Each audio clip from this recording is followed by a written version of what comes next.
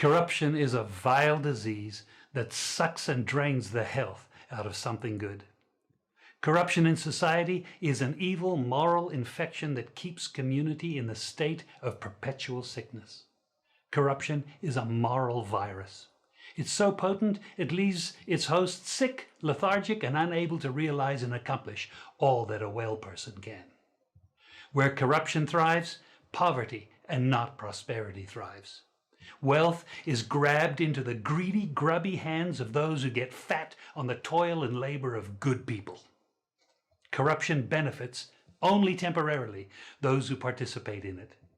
Everyone else is a victim of the theft, the deceit, the dishonesty, and the lies that corruption feeds on. You need to know that a corrupt person is stealing from you. Corruption is filthy work and despicable acts of treachery done under the table and behind closed doors. Corruption is a disgusting shame.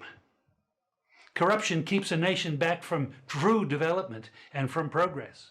Wise investors steer clear of a corrupt environment. They would rather put their resources into a place where the playing field of opportunity is equal for all and not bent towards feeding the financial lust of corrupt, lying, cheating, thieving politicians and government officials. How many wonderful development projects have been lost because the investors didn't want to do business in a swamp of evil?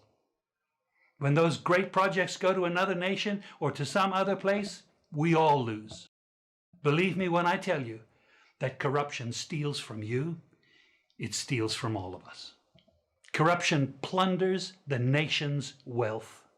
Corrupt people compromise on truth, equity, and fairness, choosing instead to feed off the short-term benefits of crookedness, exploitation, and financial perversion.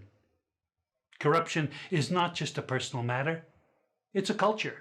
It's a way of life, not just for individual people, but for companies, communities, governments, and nations. Corrupt nations, hiding behind large companies, will seek to invest in other weak nations in order to take over the assets of the nation that they've invested into. They will provide financial loans to a nation for the much needed infrastructure, and they will do it with assets that they provide. They will sign contracts by lining the pockets of rotten government officials who participate in this kind of corruption and are then held hostage by their own deceit and greed. Corruption is nothing less than a form of theft and national robbery. A corrupt person steals from everyone in society. We all lose when corruption is rampant. Those who participate in corruption have chosen evil over good, lies over truth, and personal gain over well-being of all. To be corrupt means to be rotten. When meat is corrupt, it's rotten and it stinks. Rotten meat can't be eaten.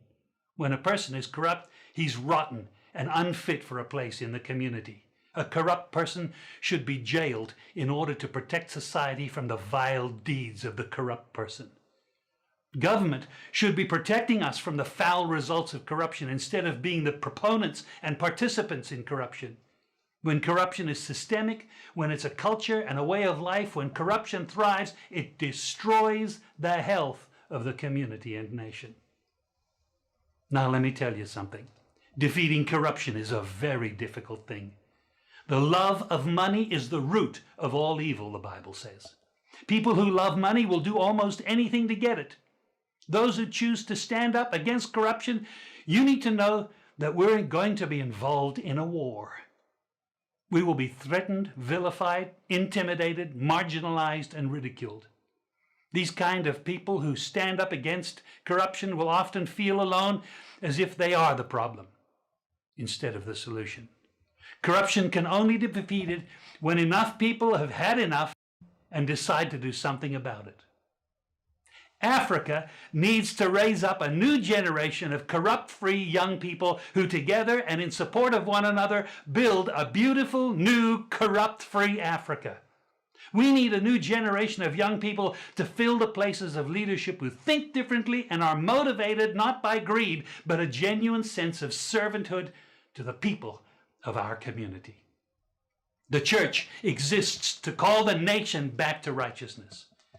We are here to lift the standard of good that God requires for prosperity and health to flourish across the land. The Bible says, woe to those who acquit the guilty for a bribe, but deny justice to the innocent. Therefore, as tongues of fire lick up straw, and as dry grass sinks down in the flames, so their roots will decay and their flowers blow away like dust, for they have rejected the law of the Lord Almighty. We all need to be reminded that from time to time, God has created everything. Therefore, he owns everything. He is the final authority over everything, and he has the right to determine how everything should be managed and used. We own nothing. What we have, we only manage on God's behalf. We need to be reminded that God, the righteous judge, requires every one of us on a day he is appointed to stand before him and to give an account for what we did with his property, with the positions and the people that he entrusted into our hands. God, the righteous judge, will act and decide justly. He will not forever allow the corrupt to thrive and dominate the poor by their evil and corruption. Oh, young Ugandan, you who hold the future of this nation in your hand, the most important message that I can give you today in this anti-corruption week is this: never pay a bribe and never demand one. I've had the honor of living in Uganda for almost 40 years. I came here to preach the good news about Jesus and to call this nation back to God and to godliness.